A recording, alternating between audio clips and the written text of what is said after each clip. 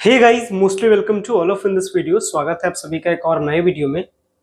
जैसा कि आपको पता है, ग्रेजुएशन में जिन भी स्टूडेंट का एडमिशन है, जिसका भी एडमिशन ग्रेजुएशन के पहले सेमेस्टर में है, उनका एग्जाम बहुत नज़दीक है।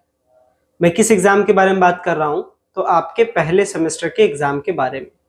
चाहे आपका बीए का कोर्स हो, बीएससी का हो, बीकॉम का हो, किसी भी कोर्स में आप पढ़ रहे हो और अगर आपका पहला सेमेस्टर का एग्जाम है तो आपके लिए ये वीडियो बहुत ज़्यादा यूजफुल रहने वाला है। ये मैं आपको पहले ही स्टार्टिंग में बता दें, क्योंकि आज के इस वीडियो में आपको पता चलेगा कि एक्चुअली आपको एग्जाम की तैयारी कैसे करना है, यानी एग्जाम की आपकी स्ट्रेटजी क्या होनी चाहिए।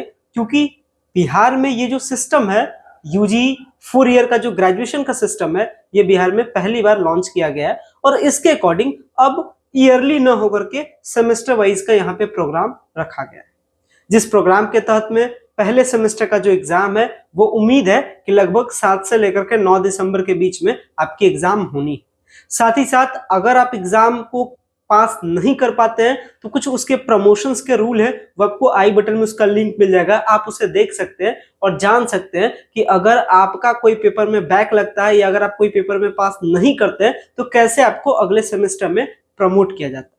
उसका वीडियो आपको आई बटन में मिल जाएगा, आप देख सकते हैं। तो यहाँ पे जरूरी चीज है कि आपका प्रमोशन ना लगे, आपका किसी पेपर में बैक ना लगे। इसके लिए आपको करना क्या है, इन्हीं सारी बातों पर बात करने वाले हैं। सो गाइस, अगर चैनल पे पहली बार विजिट किए हो, चैनल को जरूर सब्सक्राइब करें ताकि आपको प्रॉपर सारा अपडेट आपको मिल सके। और अगर आपको वीडियो पसंद आता है, वीडियो को लाइक कीजिएगा। स्टार्ट करते हैं इस वीडियो को और बताते हैं कि आखिर इस वीडियो में हम लोग किस टॉपिक के बारे में बात करने वाले हैं, जिससे कि आपका एग्जाम एकदम से स्ट्रेटजी के साथ और स्मूथली आपका एग्जाम निकल जाए और अच्छा से अच्छा नंबर आपको आपके पेपर में मिल सके।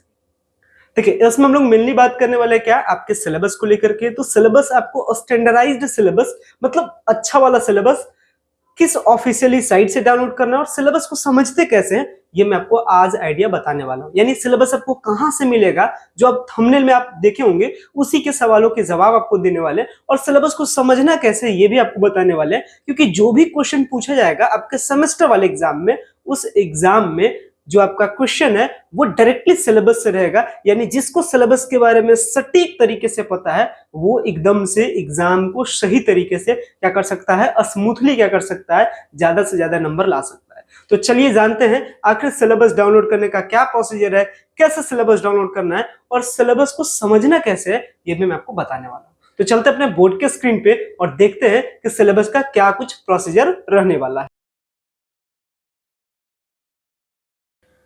सो मैं आ चुका हूं अपने बोर्ड के स्क्रीन पे और अब आपको बताता हूं क्या प्रोसीजर है आपके सिलेबस को डाउनलोड करने के लिए। और सिलेबस को डाउनलोड करने के लिए मैं आपको सबसे सटीक जो सिलेबस है, या कह सकते हैं जो सबसे स्टैंडर्डाइज्ड सिलेबस है, जो सिलेबस बिहार के किसी भी यूनिवर्सिटी में हो, ये सारे जगह सिलेबस एक ही है और सारे जगह इसी सिलेबस को फॉलो किया जा रहा है। और जो आपका पहला सेमेस्टर का जो आपका एग्जाम है, उस पहले सेमेस्टर के एग्जाम में इसी के अकॉर्डिंग क्वेश्चन पेपर को तैयार किया गया है, ताकि स्टूडेंट इजीली क्या कर सके, उन सवालों के जवाब दे सके अगर वो सिलेबस को सही तरीके से समझ जाते हैं तो, और सिलेबस कहां से सटीक डाउनलोड करना है ये जान जाते हैं तो। देखिए, सारे प्रोसीजर को समझाने के लिए मैं फिलहाल अभी हूं गूगल पे, और गूगल पे आने के बाद मैं टाइप किया पटना यूनिवर्सिटी। आपको भी टाइप कर लेना है। गूगल पे आकर आने के बाद आप भी सिंपली टाइप कर लीजिएगा पटना यूनिवर्सिटी, इस तरीके से टाइप कर लीजिएगा।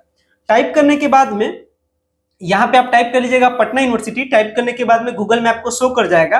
गूगल में शो कर जाने के बाद में इधर से आप आइएगा पटना यूनिवर्सिटी के पहले वाले साइट पे और इस पे आप क्लिक कीजिएगा।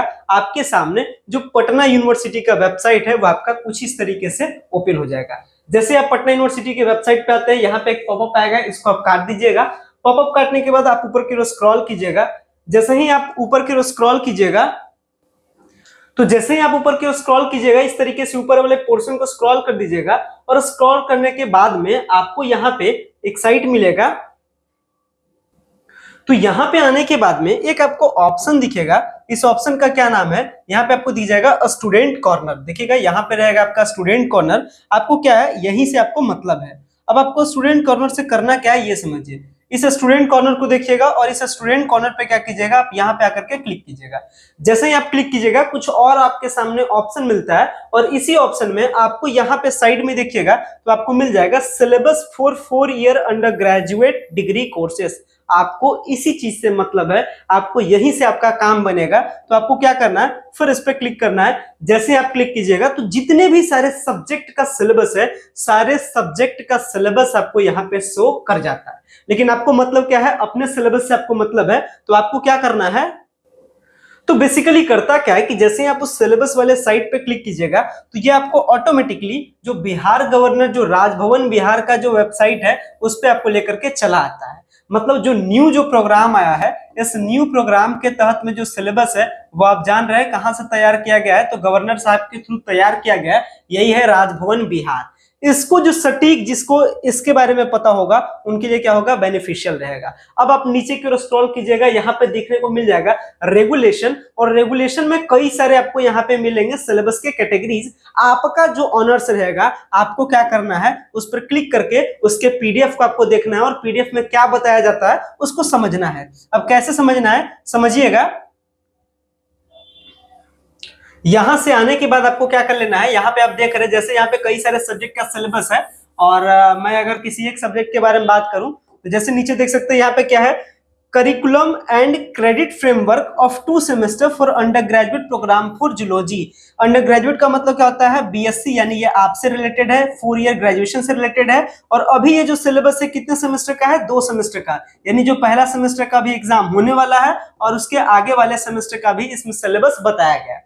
तो फिलहाल में आपको मतलब है पहले सेमेस्टर के सिलेबस से, तो आपको क्या करना है, जो करिकुलम एंड क्रेडिट वाले के बाद में यहाँ पे एक ऑप्शन जो लास्ट में आपको दिख रहा है, एक्सेसिबल वर्जन 8 MB का पीडीएफ है। तो आपको, चूंकि आपका सिलेबस आपको चाहिए, आपको सटीक सिलेबस चाहिए, जिसके जरिए से क्या होगा, आपके एग्जामिनेशन में क्वेश्चन इसी सारे टॉपिक से मैच करेगा। और कैसे मैच करता है ये भी मैं आपको आइडिया भी बताऊंगा। हालांकि हर एक सब्जेक्ट के सिलेबस को देखेंगे, और वो भी बाकायदा डिटेल में, जैसे मैथमेटिक्स का देखेंगे, केमिस्ट्री का देखेंगे, बॉटनी का देखेंगे, सोशियोलॉजी का, हिस्ट्री का, पॉलिटी का, हर एक सब्जेक्ट का सिलेबस देखेंगे, वो एक सेपरेट वीडियो में। अभी चूंकि टाइम कम आपके पास है, अगर मैं पहले भी वीडियो आपके लिए बना देता हूं तो थोड़ा सा आप भी समझने की कोशिश कीजिएगा, इसलिए ये वीडियो मैं आपके लिए प्रिपेयर कर रहा हूं। तो अब आने के बाद क्या करना है, चूंकि मैं भी जूलॉजी का आपको समझा रहा हूं एज एग्जांपल, तो आपको इस पर क्लिक करना है। जैसे आप क्लिक कीजिएगा, जो आपका पीडीएफ है वो आपका डाउनलोड होना स्टार्ट हो जाएगा, और पीडीएफ डाउनलोड होने के बाद में आपका पीडीएफ ओपन हो जाएगा। सो देख सकते हैं फाइनली जो मेरा सिलेबस है, सिलेबस मेरा डाउनलोड हो चुका है। और सिलेबस डाउनलोड एक लेटर के साथ में होता है, और ये letter directly principal secretary of governor के द्वारा लेटर था। और लेटर किससे रिलेटेड है, तो सिलेबस से रिलेटेड है। जब आप ऊपर की ओर स्क्रॉल कीजिएगा, चूंकि मैंने आपको पहले ही बताया कि ये जो सिलेबस है ये किसके लिए मैं डाउनलोड किया था, जूलॉजी पेपर के लिए डाउनलोड किया था। और ये मैं इसलिए बता रहा हूं कि ये जो सिलेबस है सबके लिए काम करेगा। आप एग्जांपल में ही देख सकते हैं, ये जो सिलेबस तैयार किया गया है वो वीर कुंवर सिंह यूनिवर्सिटी के एचओडी के द्वारा, पीजी डिपार्टमेंट ऑफ एचओडी के द्वारा किया गया है। साथ ही साथ देख सकते हैं पाटलिपुत्र यूनिवर्सिटी के एचओडी इसमें है, इसके साथ जयप्रकाश यूनिवर्सिटी के एचओडी है। तो लगभग ये जो फ्रेमवर्क तैयार हुआ है, ये जो सिलेबस तैयार हुआ है, ये सिलेबस सबके लिए सेम होगा, तो इसमें किसी भी प्रकार का डिफरेंस नहीं है। तो आप इसके लिए सोचने की जरूरत आपको तनिक सी भी नहीं है। तो चलिए अब मैं आपको बताता हूं कि सिलेबस को समझने का क्या तरीका है। ये तो आप समझ चुके हैं कि सिलेबस तैयार हुआ है, सबके सहयोग से सिलेबस तैयार हुआ है, और ये सिलेबस क्या है, सबके लिए सेम सिलेबस। अब सिलेबस को समझना कैसे है ये समझिए। बस एक एग्जांपल मैं आपको बता रहा हूं। सबसे पहले कोई भी सब्जेक्ट का अगर आप सिलेबस देखिएगा, तो चूंकि जो मेन पेपर है वो आपका मेजर पेपर कहलाता है, और जो मेजर पेपर है वो आप जान रहे हैं कि आपका कितने क्रेडिट पॉइंट का मेजर पेपर जो आपका एग्जाम होगा, इस जो मेजर पेपर है, जैसे पहले सेमेस्टर के बारे में बात करते हैं, ये हमारा हो गया पहला सेमेस्टर। पहले सेमेस्टर में आप जान रहे हैं कि मेजर पेपर का 2 पोर्शन है, एक तो थ्योरेटिकल पोर्शन और एक आपका प्रैक्टिकल पोर्शन। तो ये आपका हो गया थ्योरेटिकल पोर्शन, जिसको हम लोग टी से ट्यूटोरियल भी कहते हैं या थ्योरेटिकल कहते हैं, और पी से अपना प्रैक्टिकल हो गया। टोटल जो मेजर पेपर है वो आपका कितने क्रेडिट पॉइंट का होता है, 6 क्रेडिट पॉइंट का आपका पेपर आपका होता है। और इस 6 क्रेडिट पॉइंट में यहाँ जो टोटल 6 क्रेडिट पॉइंट है, इसमें 4 क्रेडिट पॉइंट आपके ट्यूटोरियल सेक्शन से यानी थ्योरेटिकल सेक्शन से, और 2 क्रेडिट पॉइंट आपके कहां से, आपके प्रैक्टिकल सेशन से, यानी कुल मिलाकर के 6 क्रेडिट पॉइंट का आपका क्या है, एग्जाम है। ये आपका टोटल 6 क्रेडिट पॉइंट का आपका मेजर पेपर का एग्जाम है। और इसी में आपको ये जो थ्योरेटिकल पेपर है और ये जो प्रैक्टिकल पेपर है, इसको सही से समझ लेना है कि क्या क्या चीजें इसमें पूछी जाती है। जैसे एग्जाम्पल, इस कोर्स का क्या नाम है, यानी जो पहला सेमेस्टर है जूलॉजी का, इसी तरीके से सबके बारे में बात करेंगे। अभी बस एग्जाम्पल आपको बता रहे हैं, समझने का तरीका बता रहे हैं।